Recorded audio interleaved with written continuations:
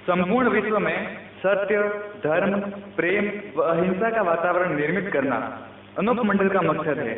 इसीलिए आज दिनांक 6/9/2014 शनिवार को हम सभी भाविक सिरोही जिले की शिवगंज तहसील में एकजुट हुए हैं ताकि हम हमारे पूज्य साधु श्री अनूप स्वामी जी महाराज द्वारा रचित पवित्र ग्रंथ जगत हितकारिणी की सांप्रदायिक सौहार्द व विश्व बंधुत्वता वाली बातों को तमाम जहान के सामने रख सके।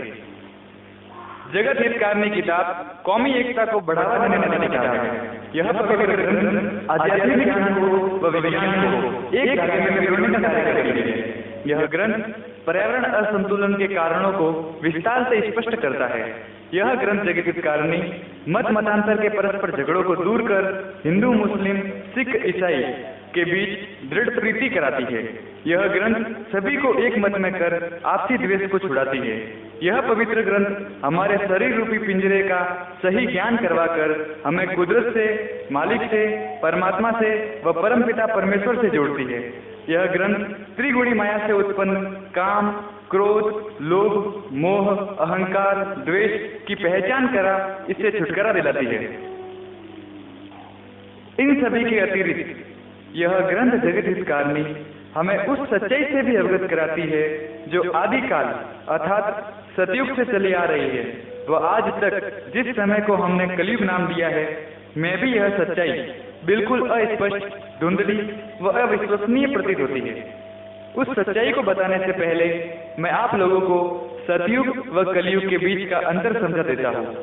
सतयुग उस समय को कहते हैं जिस युग में अधर्म नहीं होता है, सदैव शांति रहती है, पिता से पहले उसका पुत्र कभी नहीं मरता है, स्त्री विधवा नहीं होती है, वह माँ की कोख कभी नहीं उजड़ती है, हमारा शरीर सदैव रोग मुक्त रहता है, सभी मानवों के बीच हेत इरादा रहता है, वह सभी एक दूसरे का सदैव हित चाहते हैं क्योंकि सभी मानव परमात्मा से वाकिफ होते हैं। वे अपने शरीर में उपस्थित परमात्मा की रोशनी को जान जाते हैं जो सभी में एक सी होती है। कलयुग उस पाप कर्म का नाम है जिसके होने से धर्म समाप्त हो जाता है, सदैव अशांति का वातावरण रहता है, कच्ची उम्र में मृत्यु होना आम बात होती है, स्त्रियां व्यभिचारी होकर कई पुरुषों से अवैध संबंध रखने लग जाती है, कुछ स्त्रियां कभी मां नहीं बन पाती है क्योंकि उनके गर्भ में इस कलयुगी पाप से कई रोग व्याप्त हो जाते हैं। लगभग सभी जीवों के शरीर में कोई न कोई रोग अवश्य लगा होता है। सभी मानव एक दूसरे का अहित ही चाहते हैं। लोभ, लालच व ईर्ष्या उनके मन व मस्तिष्क में घर कर जाती है जिससे वे दूसरों को खुश नहीं देख पाते।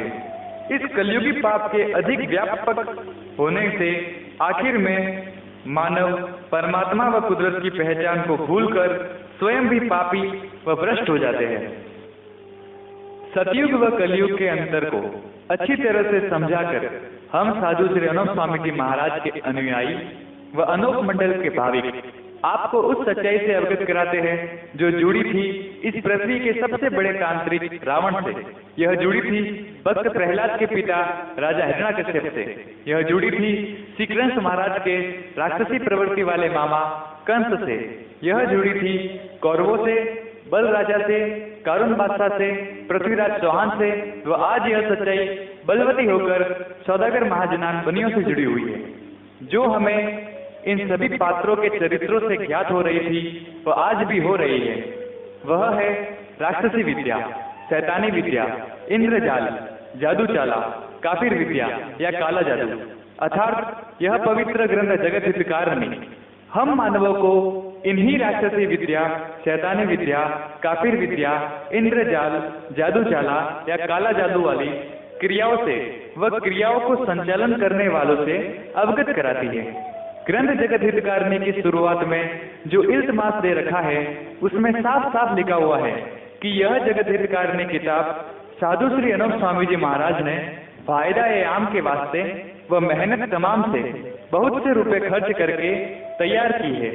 इस वास्ते सभी सज्जनों से या सभी हजारतों से यह प्रार्थना या गुजारिश है कि इस किताब को तमाम व कमाल व हरूफ व तमाम गौर पढ़े, सोचे, समझे और इन बनियों के जाल से बचे।